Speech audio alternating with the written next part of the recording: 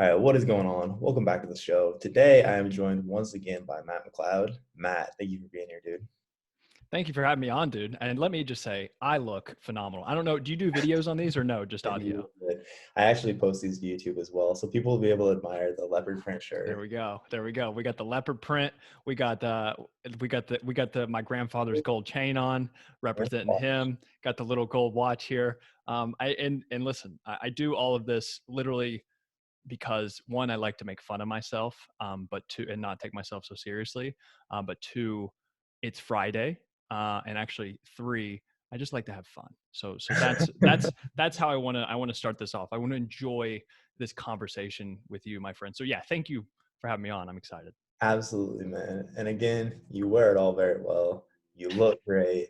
I'm stoked for this conversation as well. Like I mentioned, a couple of my clients actually were requesting that you come back on. You were one of the first day I started recording podcasts with people. You and Chaz Spackman were my first two guests I ever had on. And I was reminiscing on this because somebody asked me in a Q&A that I did last week as far as like, how do you get people to like come on your podcast without being super nervous? I was like, dude, honestly, I was so nervous. And like for Matt's episode, like my maintenance guy was like banging on the door and he eventually Oh just like yeah. let himself in and just walked in. It was so embarrassing. But the beauty of it is like, it's not the end of the world and you just get better at shit like Dude, that. that's you know what? Those make the best podcasts. And it's funny you say that because I was on Chaz's podcast yesterday. Um, Really? Okay. yeah. Interestingly enough. And what's even more interesting is that in the middle of it, his Wi-Fi like crashed, kind of, and we he like froze, Yeah. and then we in the middle of the podcast we had to like reboot it or anything. And I told him, I was like, look, please do not cut any of this out because it's just like random stuff. If he has to, he has to. Yeah. And then even right after that, I was like, hey, dude, my laptop is actually about to die. So while we have this little weird thing going on, I'm gonna go ahead and plug this in, but I have to go underneath my table because I can't reach the outlet from where I am. So I was like, this will be a fun. But I was like, keep this in because it just people like they don't that it's the whole thing. It's why I'm wearing the cheetah shirt right now. It's just like I Right. want it to be real. I want to enjoy doing it. And people, whenever you have the scripted conversations or interviews and stuff, it just doesn't. It's like if I want to listen to an audiobook, I'll go listen to an audiobook. Like no, I want to listen to a podcast between two people having a conversation. It's like that for me. That's what I enjoy most. I love it, man. And that's first of all, that's hilarious because since then, actually, Chaz and I have become really good friends. And we do like a monthly podcast where we go back and forth. And during our conversation last week, that happened three separate times. So it was like three separate Zoom recordings that we had to start over. But similar to what you were talking about, one thing that I very much appreciate and respect about you, man, is your authenticity and how real you're able to like show up to things like this. Just like I was talking about right off air, like your business is so like different because you're kind of like like it's like, oh, what? Matt's posting fitness content. Like I've seen you back to that, and it's almost like weird to me to like, oh, this is a nice change of pace. Like I kind of forgot that this is a fitness account, but Yeah. it's cool to see how you kind of tie all those things together as well. Yeah. Well, it's so funny you say that because I look at my posts and I'm like, I haven't said anything about fitness in so long. I was like, I need to just and it's also part of it is because I do have some stuff going on behind the scenes that I've been working on, actually fitness related. But it's just like, yeah, I don't know. The fitness stuff if you want to scroll back in my content, I have content for days on fitness stuff. Or if you Okay. want to go on my blog, I have fitness posts there and things. Or you can go to Instagrams like yours as well, who puts out great info on fitness, or Cody McBroom, or Chaz's, or Austin Kern, or whatever. Right? There's so many accounts out there that may have a bigger um, curiosity and strong point communicating that type of stuff. And I still enjoy it, don't get me wrong, but like I was telling to you from off air, it's like I like to look at diet and exercise from a whole perspective, in the sense of putting the person first and then the fitness goals second. I want to figure out how we can live your life. It's kind of like living in parallel, right? So I want to live my life the way that I want to live, and then I don't want any interference whatsoever with my fitness goals. So instead of perpendicular and having them clash in between each other by thinking that I need to do X, Y, and Z for my nutrition or fitness goals, is like I want to live how I want to live, and then I can mold my fitness and nutrition goals kind of around that and kind of go with the current instead of like against the current, if that Right. makes sense. Oh, absolutely. And you've essentially turned this into like automated fitness, I believe is what you call it, right? Yeah, yeah, yeah. Okay. That's the product that I made just a little bit while back. Yeah. Okay. Okay. Perfect. So when you're talking about like, okay, these things are running perpendicular instead of parallel, like what do you think are the biggest transitions you've made? Because you were like, you did did you just do one bodybuilding show or was it more? I did two bodybuilding shows. So I did two natural drug tested bodybuilding shows. One, I did my very first year in college, my very first semester of college at the University in Kentucky. And I was in the dorms whenever I did my prep. I Right. had an online coach helping me out, Paul Revelia. Um, and I worked with him for about 12 weeks. Really had no idea what I was doing. I don't even think I had counted macros at that point, and that he was my introduction into macros for the bodybuilding show. Okay. Um, I got in really good shape. I got in pretty good shape, and I had a decent amount of size and stuff. Anyway, I got fourth place in that one, and then senior year I did. So senior year, my last semester in college, actually in 2016, I did my last competition, and I won the overall actually, and so I won my professional natural bodybuilding pro card. Okay. But Dope. that's the last bodybuilding show I did, and will probably be the last one I will ever do, to be 100% honest. Really?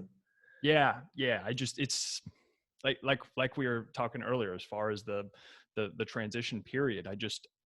I have other priorities in my life that are more important to me than trying to work out for 6 days a week and knock out a bunch of cardio and count my calories and macros and stuff. And kudos to people that want to do that and that take it seriously. I Right. think that that's amazing. But I can't also bullshit myself really and just I can't act like that's still what I want, and so I'm not going to put the effort towards it. And also it's like I would be a pro, which would mean I would have to compete against other pros who were just there were pros. The show that I did to be a pro qualifier or whatever, there were other natural pros there and they just looked ridiculous, and I was like, I will not keep up with them, and I don't want to keep up with them. So it's like, yeah, I decided that no, I'm not going to go down that route. I want to focus on other things, and if you want me to go through that story, I'm more than happy to. I just don't want to rant too long right off the bat. No, absolutely. So as far as training now, then, like, what makes you continue to train? um yeah, it's a good question. I think a lot recently it has been literally just to feel good. I've noticed that as I've gotten older and um, my day is just filled with other things, and I don't actually look forward to training as much as I did. It used to be like a ritual, right? I'd have my entire pre-workout cocktail before the gym. I'm thinking back whenever I was in college, whenever I lived. With five other guys in this Right. house, right? It was amazing. It was such a fun time. This was 2017, I believe. 2016 maybe. 2016 and 2017. Doesn't Okay. matter. But I was with these dudes, and most of them would go to the gym, and we would all go to the gym kind of at the same time. And so we would all get excited Right. whenever that time was coming. It's like, all right, it's gym time. Like it's gym time. We turn some music on. We'd start getting excited, and me and my other buddies, there was one other dude who was pretty serious about it as well. And so we would whatever, we would have our singular bulk ingredients of pre-workout. We put all of those in our cocktail or whatever. We'd get excited. We'd be listening to music, and then we'd literally roll out of our house that we had like the Transformers. That's basically what we looked like. It was like Transformers or like Fast and Furious or something. We had like 3 or 4 cars rolling out of there at one time, all going to the same place. And we sometimes we would ride together, but other times like we would leave at different times or we'd want to go do something different afterwards. So we would all just be bumping music as loud as possible and go to the gym in a convoy. That's the Right. correct term. Yeah. I love it, dude. That's actually, again, to bring up Shaz, that's something we were talking about a couple weeks ago. We were in Seattle together, and like how much, and I don't know if like I don't know for you if it's all entirely like related to career and things like that, but just how much as well, like when you have all these other things on your plate, whereas like in college, you feel like you might be super stressed out. It's actually Oh yeah.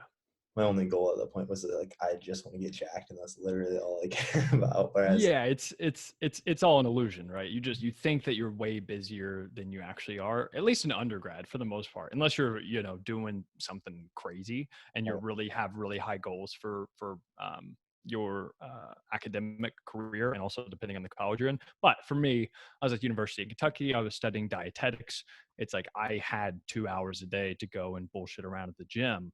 And yeah, to get to my point, it was much bigger thing then, and it was more exciting. And then now with diet and exercise, or with training in particular, it's like I want to go in, I want to hit the main movements, right? Because it's just that's what's going to give me a balanced physique. It's what's going to make me feel the best. It's going to build muscle the best.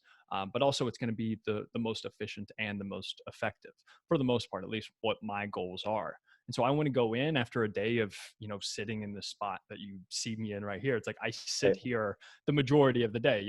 I know, the feeling as an online coach. It's just like you sit for the majority of the day. And then you're like, okay, I want to go to the gym, and I want to try, and this doesn't always work because I actually get some of my best ideas in the gym, but I try not to work or anything and just focus on doing the workout. And I want to leave the gym feeling better than whenever I went in, right? It's like instead of trying to crush some PRs, or get too crazy with like reps in reserve, or super big periodization. It's like if I want to do a different exercise that I did last week because there's some dude taking up the barbell over there, or the trap bar deadlift, or something, whatever the machine that I want to be on. It's like I want to get in and out, so I'm going to go and substitute it out for something else, and not think too much of it. So yeah, that's kind of where I'm at now.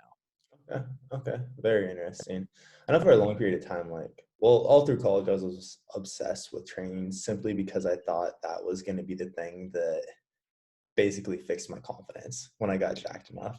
And I know that Mm, after, then I went through a long period of time where very similarly, I didn't really care that much about training. Even like as a trainer for a long time, I get very deep into basically when I understood that, okay, no matter how jacked I get, this isn't going to make me happy. This isn't going to make me like myself more. I need to dive into some actual like inner work. So did go ahead. sorry to cut you off. Did it help you? I'm just going to turn this into my own interview. Did it actually help you with your confidence in the beginning? Because I know you said you were overweight and things, and then whenever you kind of dieted down some, did it bring up your confidence some? So honestly, I started as a really skinny dude. I kind of went like the Oh, I full thought you said you were overweight. Am I completely wrong? I got to that point too. So I gained through Okay. college in the pursuit of getting jacked, I put on like 75 pounds. So I got to the point Okay. Perma bulk. Okay, I like it. exactly, exactly. So honestly, a little bit. I think at the start, like towards the end of high school when I really got into lifting, I think it did a bit. But then it got to be where I was just so obsessed with it and so fixated on like, this is gonna get me there. And I Mm, know again when I finally realized, which I had a lot of things like a very hard breakup where I kind of had to come face to face with like there are a lot of things I really don't like about myself. And this has gotten worse and worse for the last like 5 years of school. What I'm doing isn't mm, fixing it.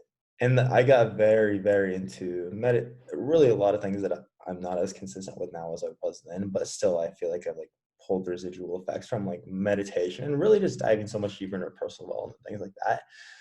And it was very much at the time as well, like training 3 days per week.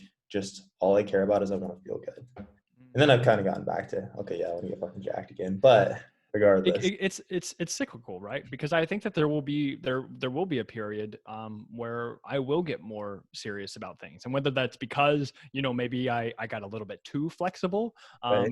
and let things kind of slip away from me, and that's okay because I have the tools to flip that switch if I want to. I know that I can lose quite a bit of fat in the next 8 weeks if I really want to and buckle down, but it's just with my automated fitness product, and then with the clients that I work with now, I have the spectrum, right? And the spectrum is your level of effort basically, and it's the the spectrum of accepting the trade-offs and sacrifices based on what goals you want to have. So if you want to get really lean and you have these really big fitness goals and you want to get the results as fast as possible, well, that's fine. You're going to be on one end of the spectrum where you're going to have to put in quite a bit of effort and time and sacrifice into your fitness goals.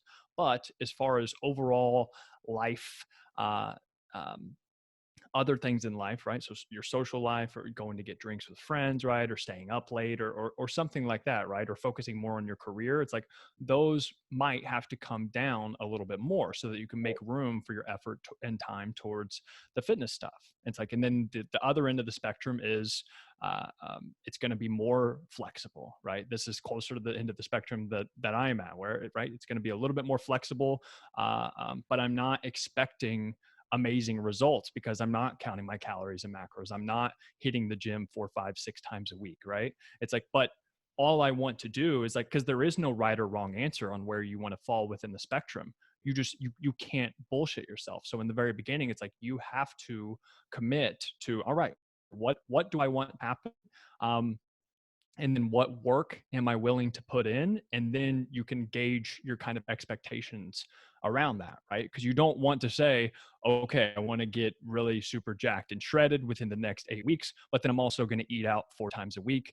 I'm going to get plastered every single weekend. I'm going to stay up late. I'm not going to worry about training super hard. I'm going to miss workouts. It's like, okay, well then you're playing two different games, right? And so Right. that's what I think is super important and is missing with a lot of people. It's just their expectations aren't aligned with the amount of effort and sacrifice that they're willing to put in. I couldn't agree more, man. And I feel like that's true for most any area of life. Like I'm thinking, like one of the mentor clients I was talking with yesterday, he's focusing on building his business, but he also doesn't want to like post on Instagram or Facebook. It's 100% like write a blog every couple of weeks. And like again, that's within the context of what he's doing. And I could say the same thing for like a client that doesn't hit their macros. It's not right or wrong. It's okay if you did this, and it's not for me to say like you fucked up or you didn't. It's like, is this in alignment with what you want or not? And then like, are you okay with the trade-offs here? And I think like in any area, just actually like you said, taking the time to think through like, okay, what are my expectations from this, and am I okay with those trade-offs? I think that's crazy important.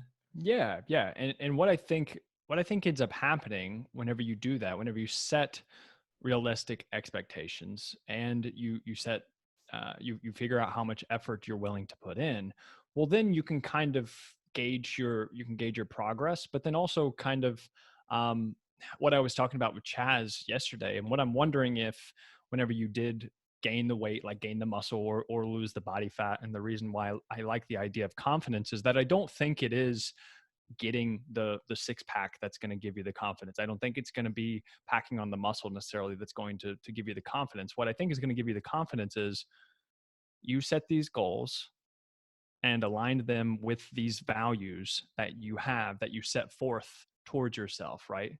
Mhm. And I think what allows you to increase your confidence is directly correlated to the amount of promises that you keep yourself, right? And this is a huge topic that I've been very interested in, keeping the promises we make to ourselves. Because what ends up happening is whenever you're on that spectrum, whenever you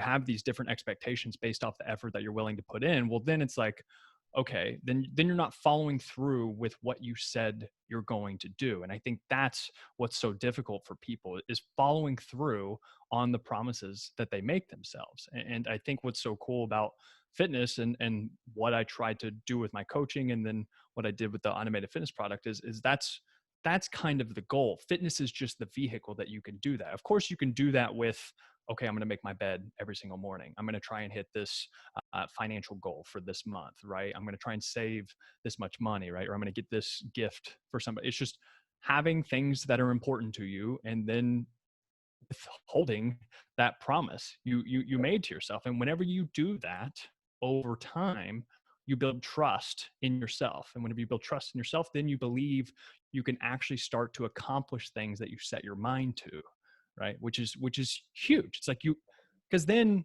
it could be anything. It could be fitness. It could be getting a new career. It could be hooking up with some hot girl or hot guy, right? Or being in a lasting relationship, or you know, whatever it is, being a great dad.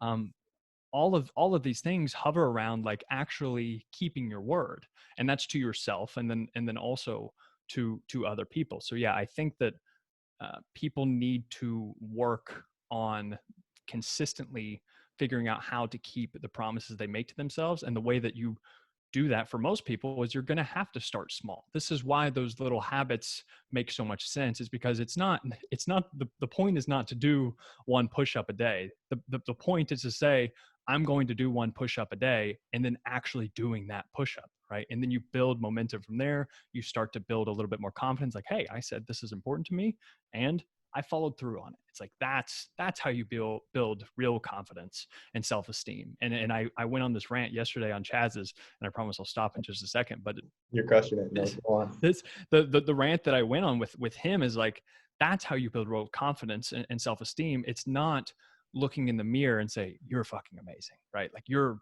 awesome. You love yourself, right? It's just it's the this is the problem that I have with some of the body positivity stuff and the self-love stuff.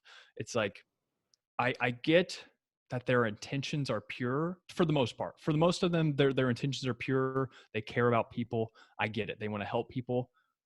Absolutely. I just think that the way that they're going about it is kind of missing the action part, the willingness and acceptance, like, hey, sometimes you need to get your shit together. Sometimes you're not as good as you could be. To quote Jordan Peterson or whatever, he's like, you're not everything that you could be. And that should be motivating in itself, because it's like, you shouldn't accept who you are. Why should you? Like, you could be so much more than you are, and you could make your own life better. You can make the people around you, you can make their life better, and then as a result you can make the world better as well. And so that's my TED talk. Thank you guys for coming, and we'll just end the podcast right here.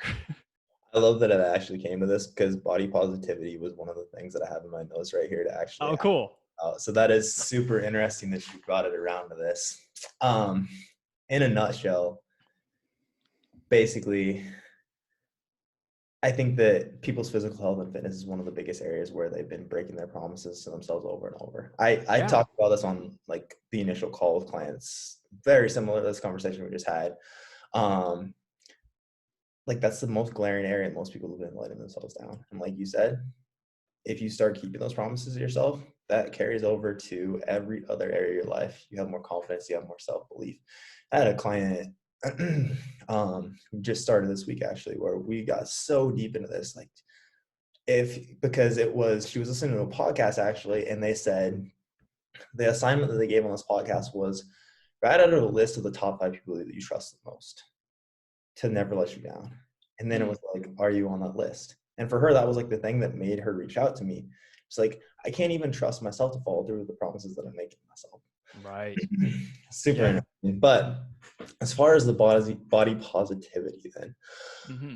this is a very interesting one to me as well. I've kind of the idea of self-love as a whole. I just figured you'd have some interesting takes on this, so I'm glad we Yeah, well, uh, go ahead.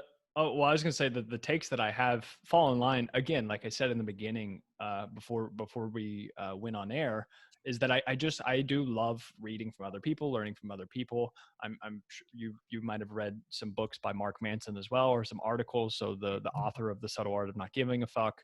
But one of the things that he said about self love was it really resonated with me. But he was like, true self-love is brutal, right? True self-love is taking a really hard look in the mirror and accepting that you're not everything that you could be. It's looking in the mirror and accepting your shortcomings. But it's like, that is the first step, that awareness to, hey, I need to get my shit together in these certain areas so that my life can be better.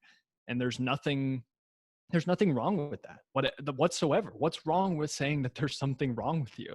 And I don't mean in the sense of like you should berate yourself or be, lower your self-esteem even more, but it's like, I think you should you should confront that dragon, right? You should go into the cave and face that dragon head on. You should not just say, no, society needs to change, not me. It's like, that's complete fucking bullshit. Well, okay, let me take a step back. I always like to play devil's advocate in my own head. There are clearly things in society that could be different, that could make the world a better place. I'm 100% on board with that. However, I also think that it is much easier to change yourself than to change the world around you, right? I think that it's you need to start with yourself, and then that, as a result, can change the world, right? You have to you can't whatever, you can't talk shit about someone else's room whenever your own room is still dirty itself, right? So it's just like you have to start with yourself, get your own shit together, and then you can move on to making the world a better place. But I think just constantly screaming louder that like you should love yourself, or that you should accept who you are, and all these different things, I think that it's missing a piece, because I think that, yes, you do need to accept yourself. And this is what I talked about on my podcast, the More Than Fitness podcast, nice little plug, with Dr. Amelia Thompson. And she was awesome at this. She's like the one of the first people that I found who could talk about this self-love and body positivity stuff from an evidence-based perspective, but then also with the added aspect of self-responsibility. She had so many good points on that. And she talked about some cool theory about like the paradoxical theory of change or something. And it's the idea of uh, accepting who you are, but then also trying to improve who you are, right? So it's kind of paradoxical. It's like, because if you accept who you are, you shouldn't need to change anything, right? But it's you need both components. And then in this other book that I really like called Already Free by Bruce Tiff, he's a psychotherapist, and he also mixes in a little bit of Buddhism. His concept of this is the concept of being and becoming. And I really like this as well. It's being in the present moment, accepting reality for what it is, but then also actively trying to improve your life. And because you can sit here and meditate all day and then, be very present, but then it's like, if you're not paying your bills, or you're not going to be able to pay your bills next month or something, and you're not contributing to society, it's like, well, then you're missing a piece. So it's like, I think the influencers, the body positivity people, again, I think that their intentions are pure. They're just missing the mark by a few degrees, right? No, no, I love that, man. You crushed that. I honestly don't think I have very many more Dude, it's thoughts on it's that. literally, it's just because this topic is it's a very interesting one to me, because I don't want to sit here and talk shit about these influencers or whatever that are genuinely, I think, trying to help and trying to make the world a better place. Some of them, but I just so I want to make sure, like, I'm not full of shit and just being the white male who's spouting out personal responsibility with on a mountain of white privilege, or whatever you want to call it, right? I want to be careful about that. No, I get it. I get it. I think that there's a beauty in seeing exactly where you're at and accepting where you truly are. Whereas I think that there's always, like, the example that comes to my mind is like someone that never hops on the scale. And there's like, fuck the scale, fuck taking body measurements, fuck. But like, truly, there's like, when you can see, like, there's a beauty in metrics like that, because you can't bullshit yourself. And it's like, this is why, like, I fucking love progress trackers so much, and like love like gushing about all the cool stuff we can see with our progress trackers with our clients, because truly, Yeah. like, no matter, like, it just gives you the reality where you are. And I think there's like a beauty in that, to like, accepting it is almost freeing or empowering, because then we can actually improve. Where I think that, like, similarly, it's so easy to like hide from yourself, again, if we're taking this back to fitness, by like, I'm never tracking metrics, I'm never like doing any of these things, and like, okay, like, yeah, but eventually something comes along that kind of forces you to face the music regardless.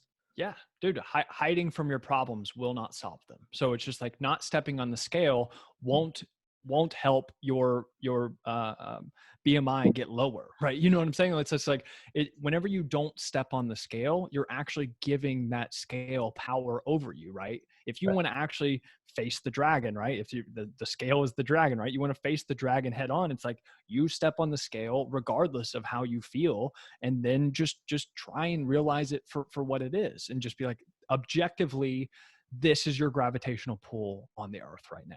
And it gives you data to work with and to as a starting point to improve on. And I don't think that every single person may need to use the scale, because I get it. There can be psychological tricks and triggers for people. I 100% get that. However, I do think that hiding from your problems as a whole definitely isn't going to be helpful. And I think that the scale is one way that manifests, but then other ways, people don't check their bank accounts either, right? Right. Why not check your bank account? It doesn't change the reality that you may not have that much money in there, except now you're actually aware of it. But then that forces people to confront that harsh reality, those harsh feelings of, maybe I do need to improve. These are the people, same people who aren't checking their bank accounts or checking on the scale. Those are the same people that are like, no, society needs to change.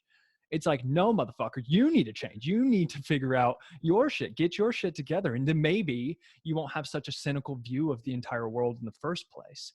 Or at least like you're gonna be well off so that you can be in a better position to actually make these changes to the world. Like all these things that it's like one of the I was reading some book. I don't know which one it was, but it was talking about tackling the problem of malaria in the world, right? One of the leading causes of death in the world. It's like, if you truly want to save as many people as possible, you're not going to be the person that's like, hey, I'm going to go to Africa. I'm going to be there one-on-one with these people, helping them out, treating them, whatever. It's like, no, if you truly want to help and save as many people as possible, it's like, why don't you make as much money as possible so that you can fund laws or policies, or to provide donations to these places, get corporations who have way more leverage than you, right? You get Coca-Cola to believe in your company or to believe in your movement and things. It's like, you're going to save a shit ton more people whenever you have Coca-Cola behind you, or Apple, or whatever, right? If you're going to have these companies behind you, you want to save as most people. It's like, do that instead. You want to be altruistic. It's like, sometimes making the most money can be that. And you've got to make sure that you are not bullshitting yourself and just saying, oh, I'm going to go over to Africa to help save lives. And the dude who's making tons of money and donating to them by sitting in his office in New York City or something isn't as good as you. It's like, well, then there's something deeper going on. You're not actually telling the truth about what your true cause is. It's like, so let's be real here. And that's the thing that I think it's hard for people to confront. Again, I don't know if I have very much to add to that, man. I couldn't agree more with everything you're saying. I am truly always Cool. impressed and slightly jealous of how articulate you are with putting all of these things together and bringing it back together. Truly very impressive. I Thanks, couldn't dude. agree more with everything said. I appreciate it. Again, I can't even take all the credit, because I genuinely just that's the ideas that stick with me. Whenever I hear those, I'm like, yes. And that's what I was telling you in the beginning. Whenever I do read stories, or read books, or watch videos, or whatever, it's like the stuff that sticks with me is the stuff where I'm like, oh, this relates to body positivity, right? This relates to the fitness stuff. I can take all of these other things that I love learning about that aren't in the fitness lane, but then I can put them through the little filter of my own experience over time. And I can be like, hey, yeah, this is how whatever uh, compound interest can be the same as making consistent efforts with whatever, weighing yourself each day, or tracking your calories and hitting those targets every single day. It's just like that boring shit, like falling in love with boredom. It's like compound interest isn't cool. Like investing in a Roth IRA or something isn't cool, but it's like, it's the shit that works. So anyway, yeah, that's the kind of lens that I'm taking it on. So I don't want to take I appreciate you saying that, but again, it's I like to learn stuff, and then I just put it in my own worldview and try and make it make sense for others. I love it, man. I want to dive into this idea of being and becoming a little bit more, because similarly, or similar we were talking about earlier, I was talking to Austin Current earlier in the summer. After we had finished recording, I was going through a time where I was very much struggling with, honestly, a bit depressed, because I felt like I'm very much, I think that like you and I are a lot different people, just from Okay. as far as like, I think to me, you seem like a very laid back dude. Or I'm Mm, and like very like what I value is like people, and like I understand what money and success can do for me, but it's easy for me to like, at least from your perspective, it seems to you that it's easy to not get caught up in things like that. mm. Whereas like, and this does 100% my perspective, so I don't No, know it's how all good. No, through that I all will is. not be offended. Don't worry. Say whatever you want. Whereas like I feel like I'm very high strung, and it's very easy for me to like get caught up in that. And like similar to what I was talking about with like, I had kind of realized that for me, like similar to when I get jacked enough, I'm gonna be so happy, so content. I had kind of put that into my business as well. Like when I hit this point, I'm gonna be so happy, like I'll have made it. And then when I did that, I was like, fuck, like, and again, if for the first time in like quite a while, I just felt kind of purposeless. Like I was wondering through things and like, okay, now like what's next? And this is straight up like this conversation with Austin was, I wish I could remember I wish that part was on air, because why exactly, there was like some specific thought. He's like, Matt was and I were just talking about this. You should have him on your podcast. Um, Was it about expectations? it was Maybe. it was kind of like on this idea of like chasing success is kind of like Oh, chasing, chasing the horizon. exactly. Yeah, yeah, no, it's yeah, this is the concept that I have been very interested in. And what's so funny is because I hear you say all that. I think that just genetically how I'm wired, it's like if you would meet my parents as well, they're very laid back. My whole family is very laid back and more so just optimistic and calm, I guess, for the most part. Um, and so I think that I got really lucky there, like just the genetic wiring. But then also it's like I spend so queer, like I've talked about so many different like books and things that I try and learn because this is stuff that I actively work on literally daily. It's like the reason why I look into the books by psychotherapists and then the Buddhism and everything. It's just because these are the problems that I'm going through. And so it's just like I can see how maybe on the outside you can see me as being laid back or things and feel like it maybe just comes natural to me. But there's definitely like the whole reason I've been so obsessed with this idea of being and becoming and then uh, uh, chasing success is because I'm trying to figure out the game for myself because I still have those feelings of wanting to compare myself to the next guy, right? Or constantly saying, I'll be happy when dot dot dot, right? Like fill in the blank of whatever it is and delaying my happiness until some external event happens, right? Until I hit X goal of money per month, until I reach this, whatever. And that's the idea of being and becoming. It's like to go to the quote that we were talking about with my blog post that I wrote on the 10 short sentences. What did I say? 10 short sentences that The how I live a happy happy life. life, something Yeah, like I that. used Hold to on, live let me a happy life. 10 short sentences I used to lead a happy life. MattMcleod.org/happy. Um, You might not but have to be into that. yeah. The quote that I put on here was by Anthony DeMello, which has an amazing book called Awareness. That's behind me. But Anthony says happiness is a state of non-illusion, of dropping the illusion. You don't have to add anything in order to be happy. You've got to drop something.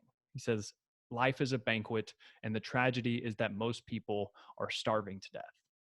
And so it's like I really like that, and I really like the concept of it's why I've gotten interested in Buddhism, and all of the not like heavy, I'm not doing anything crazy. I like the idea of being content with how your life is. Like I think constantly striving and having the addiction of achievement, right? There's another great book called The Underachiever's Manifesto, and it's such a good book. It's written by some doctor, and it's very uh, uh, he writes it in this comedic perspective and things. He was like, yeah, the Underachievers Manifesto. It's very like the opposite of like David Goggins or something. You know what I'm saying? Okay. It's a good balancer. I think David Goggins is amazing, and I think sometimes you need that kick in the ass, right, to get your shit together. However, I also think that sometimes you need to take a step back and realize shit's pretty good. You know what I'm saying? Like, of course, especially I don't want to be insensitive to people that are going through very hard times and things like that. But odds are, if you're listening to this podcast right now, things are going okay, at least, right? For the most part, I think whenever you really take a step back and examine your life. But it's just like, yeah, I have these feelings, especially as I'm getting older. I'm 6, I'm about to turn 27.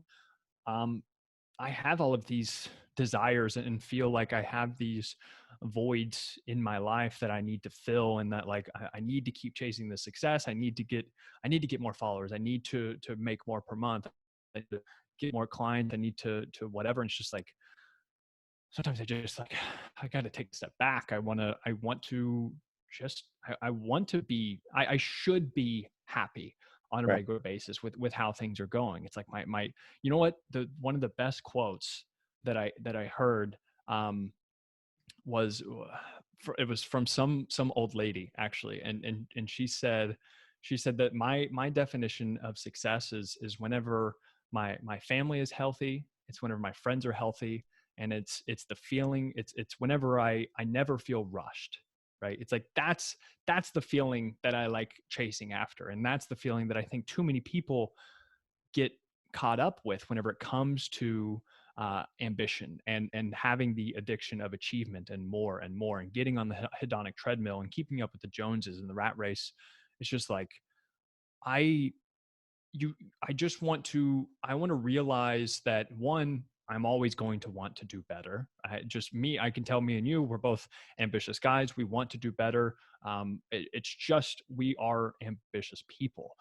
But whenever you can realize that it's just another game, we're just setting a goal and then achieving that goal and then setting another goal and then setting another goal. And it's just like if you delay your happiness until that goal is met, right? It's like then you're going to spend a very large majority of your life unhappy.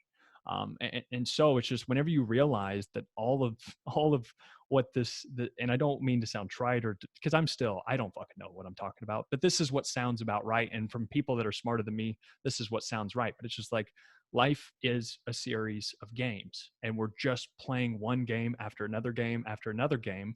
And whenever you can realize that, it doesn't mean that you have to give up the games altogether. I don't think it, I think there's still a lot of stuff that I want to do, but it can take a lot of pressure off your shoulders, right? Whenever you realize I'm just on the wheel. I'm just like, I'm literally just chasing that carrot that's dangling in front of me, and I'm almost there. But it's just like that carrot is always going to be there.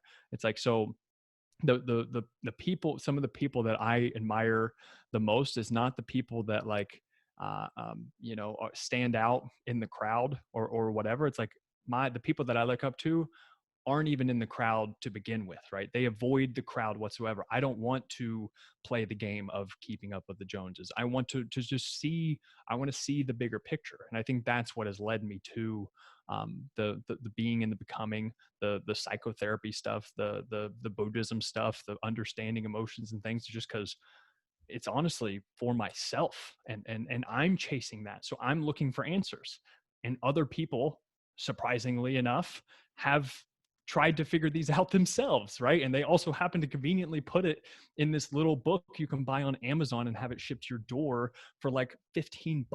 And it's just like, why would I not try and seek that out? And so yeah, that's kind of where I'm at. Very insightful. What do you feel like are the biggest things you pulled from Buddhism or from your study of it so far? Most helpful, I should I say. think I can't even act like I know even a ton about it, but it's more so just um, whatever is happening. And this was a quote that I heard from somebody: whatever is happening in your life, you just say yes, right? You just accept what is. And that's why Buddhism is so weird, because it's like it's so meta and like weird to think about. It's just like this is reality right now, and the way that you can kind of bring yourself to reality. And this is what I talked about with Dr. Amelia Thompson, who looked into the um, Buddhism side of things as well. And like I said, she's got her PhD, smarter than I am, and I was talking about things that I do to kind of get out of the war inside my own head that's constantly going on. Is I'll literally, if I'm overthinking too much or if I'm feeling anxious, I'll literally like scratch my leg. You know what I'm saying? Because whenever you scratch your leg, you feel something. This is why I think certain people, possibly, if you have ADD or ADHD or something, right? If like you could play with your hair maybe, right? Or you could just feel something, you want to touch something, you want to do something with your hands, and what that does is get you out of your head and into your hands, right? And so if I'm sitting there scratching my leg, it kind of brings me back to earth. It kind of grounds me in reality and just accepting what is. It's like this microphone is right here, I can touch it, I'm looking at you right now, I'm in this room, I feel pretty good, I'm a little bit sweaty, I'm getting excited. It's just kind of going through, okay, going through the checklist of where are you right now. And this is, it's going to sound so woo woo and things like that, but that's what Buddhism kind of is. It's just accepting reality for what is. And I think whenever you do that, it's kind of, that's what the Anthony DeMello quote, that's what he was talking about. That's why he said life is a banquet, and the tragedy is that most people are starving to death. It's like things are good. Things are good for the most part. The reason why it's not good is because you're suffering so much in your head because you think that things should be different than they are. And it's all these interpretations and stories that we tell ourselves, or identities that we're attached to, um, that can really just uh, prevent us from being happy now.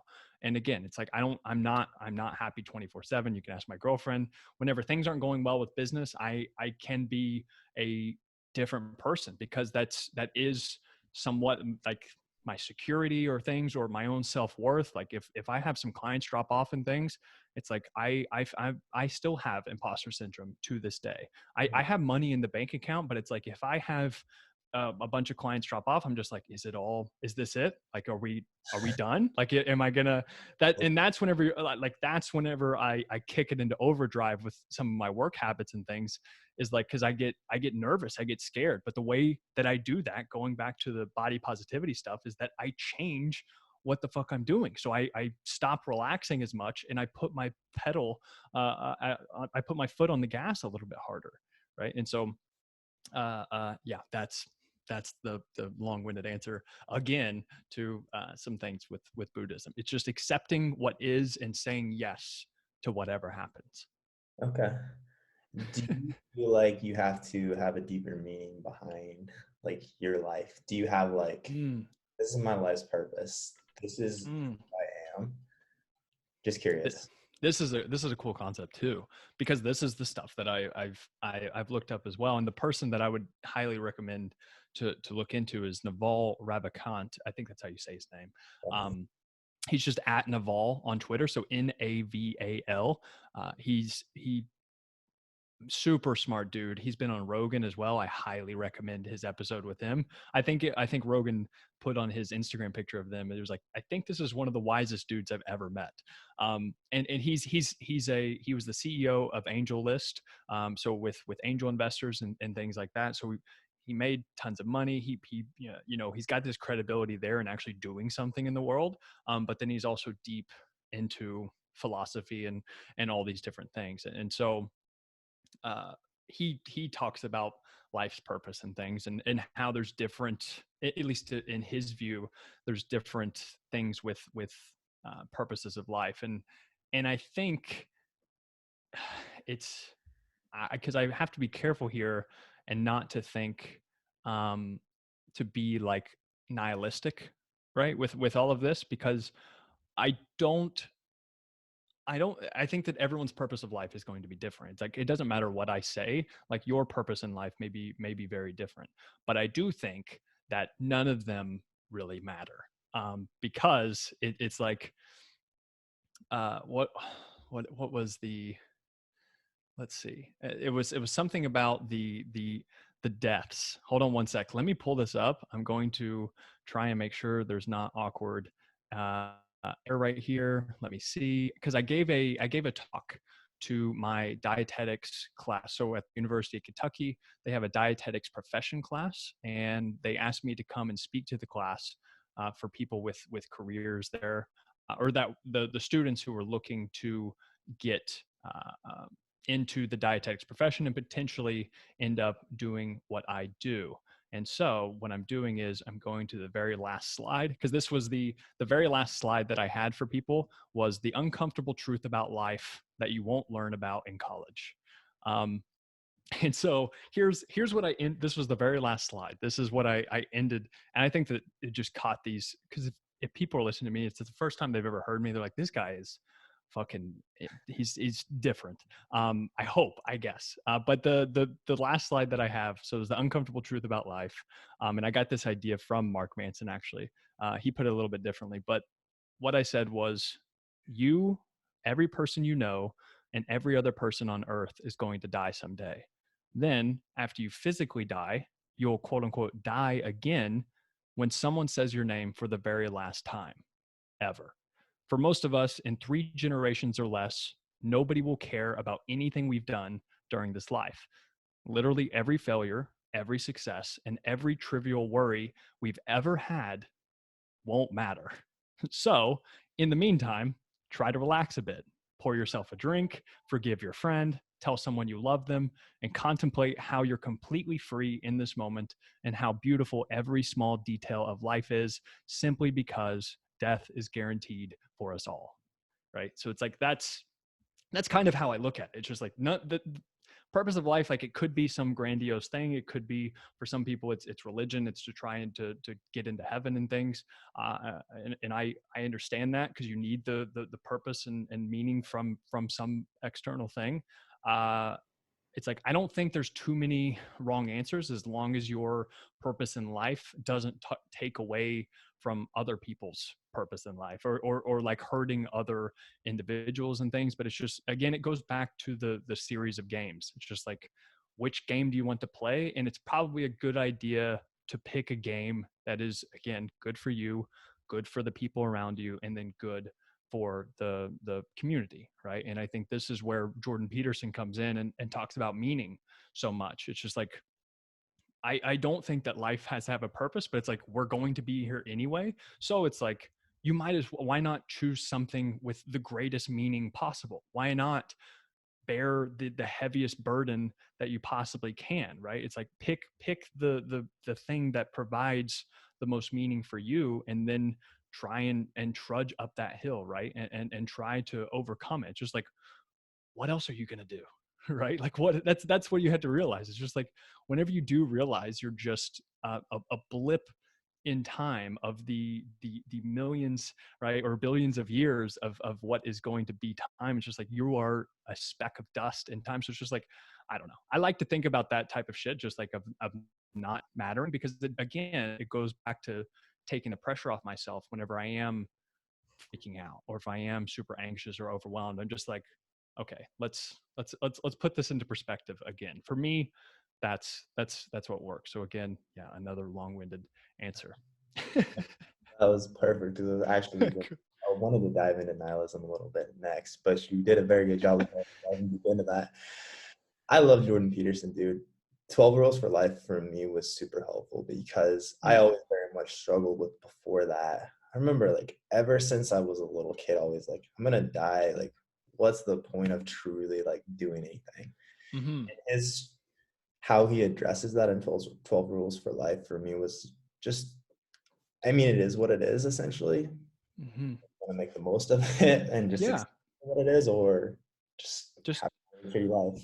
he was a, um yeah, whenever I found him, it was a pivotal moment in my life, for sure. Like, as far as hearing what he said at the right age that I heard it, which I think was actually back in 2017, whenever I was living in that house with those 5 guys, right? This was right whenever I just graduated college, and I was just, I had been coaching for a little bit, but I still didn't know if it was for sure going to be my full-time thing.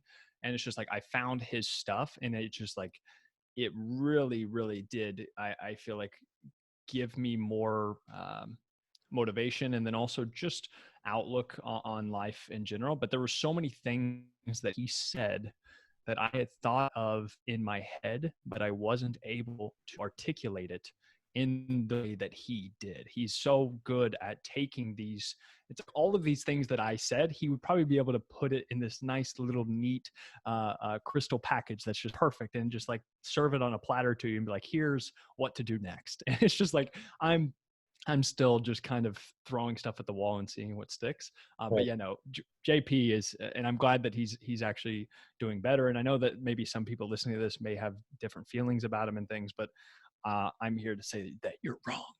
And, and I think he really is a genuinely, for what I know, right? Of course, like we don't know these people in real life, but for the most part, he seems like a very genuine, pure human, and his work has really helped me, and obviously you, and I think tons of other um, young men, especially. Oh, 100%. And yeah, similarly, when I was talking about diving into that period of all the personal development, I know like his content and his book were straight up like some of the most helpful things for me. And I know people are very torn on him, but yeah, personally as well, I'm a big fan just because he's helped me so much. Yeah, yeah, I agree, and I think that that's what I hope. So one of the guys that I really look up to, in the he's in the fitness industry now, but he's more behind the scenes. He does some marketing and ideas and copywriting for precision nutrition, but it's Nate Green. And if you go to nategreen.org, you'll see a lot of parallels between the stuff that I'm talking about and then the stuff that he likes to talk about as well, because he was one of the first people that I found. Actually, Jordan Syatt recommended, whenever me and Jordan Syatt worked together back in 2017, actually. He was like, there's a guy named Nate Green that I think, because he knew my content, he knew my demeanor and stuff. He's like, you need to check out Nate's stuff. And I was like, okay, cool. I went to his site and he had a blog, right? And I read through all of it. And one of the things that I really liked as well was his big PDF. It's where also the idea of the Deep Life project that we talked about last time, that's where that idea kind of uh, uh, uh, resonated, right? Or where it began, was because Nate had this book called The Hero Handbook, and he went over the hero's, like the hero's mind, the hero's heart, and then the hero's body, right? And with each one of those, he talked about a different thing. He had a bunch of fitness things in there, but then he also had, with the hero mind and the hero heart, just whatever, just different things that were pretty good ideas to do in life. But he was the first person that was like fitness and non-fitness. But it's just like, whenever I found his stuff at that right moment, it did a lot for me, because I hadn't experienced anybody talk about things in the way that he did. And so, with the point that I'm trying to make, is that that's what I'm just like. Of course, I'm trying to. I'm not going to compare myself to Jordan Peterson, for God's sake, but I'm saying the way that he has impacted people at probably a really good point in people's lives, different ages for sure. But it's whenever they needed to hear it. I think it's just like, people need to hear that message. I needed to hear Nate's message, and whenever I did, I was like, fuck, this is what. Because now Nate doesn't put out as much stuff, and he's kind of, I don't know if I called him, somebody else called him that maybe, but the Banksy of fitness, the artist who like just pops up randomly here and there and throws something up. It's like, that's kind of what he was with fitness for a while, because he doesn't have any social media really. I think he has Twitter, but he doesn't have Instagram or anything like that, and just kind of hides back in the shadows and then throws up something really good here and there. And so it's just like, I want to serve as, I want to take Nate's place. I think we do have differences and things like that. And so I'm still going to be my own person. But as far as inspiration goes, and the role that I'm trying to fill in the fitness industry, it's like, I'm trying to be that guy, or at least my best version of what Nate did for me. Okay. Okay. I Yeah. love it. Again, man, I know even from our conversations, I always take so much from this. I have a list of like people to go look up, books. Cool. I don't know. It was similarly for last time. And again, like my clients were requesting that you come back on for this Sick. specific reason. So I think you're well on your way to that level. This has been a great conversation, dude. Again, I always enjoy these. You always have so much insight. Um, Before I let you go, will you just tell everyone where they can find you, anything else at all that you want to plug? I know like the blog, the 10 short sentences I used to lead a happy life Oh was yeah. something we need to dive into. I'm gonna link that up in the show notes as well, just because that was super good, and I want everybody to dive into that. But anything else at all you'd like to plug, where people can find you, etc.? Yeah, absolutely. And so first of all, yeah, thank you so much for having me on, dude. It's an honor. I think um, you're doing good work, and I'm very, yeah, I am honored to be on here, and I think it's fun. Um, Funny enough, with that 10 short sentences, that blog post was inspired by Nate's blog post, because he has his was like 10 short sentences I used to run my entire life or something like that. He had some different variation, but that's why in the very beginning of that I pay a tribute. I'm like, hey, this is his idea, but I wanted to do my own version of it, and put a little spin on it. So yeah, you can find that blog post in the show notes and things, and then you can check Nate out as well. If you like me, you'll love him as well. But I guess the first place would be my website. So mattmcleod.org. So it's mattmcleod.org. .com was taken.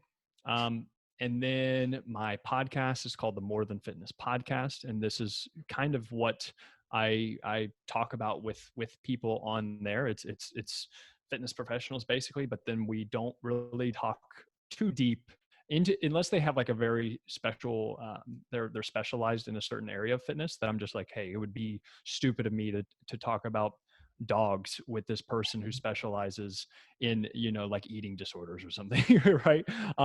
So it's like, you can check out More Than Fitness podcast to talk about to talk to fitness professionals, but then to more so hear their story, to learn more about them, but then more importantly, um, why they are doing what they do, like what kind of decision making processes did they go through, because I'm curious on why people chose this path in life, right? And with these successful people, I'm just like, why did you choose this? And it's not, even if you don't want to go into the fitness field or be an online coach, it's like you can extract that.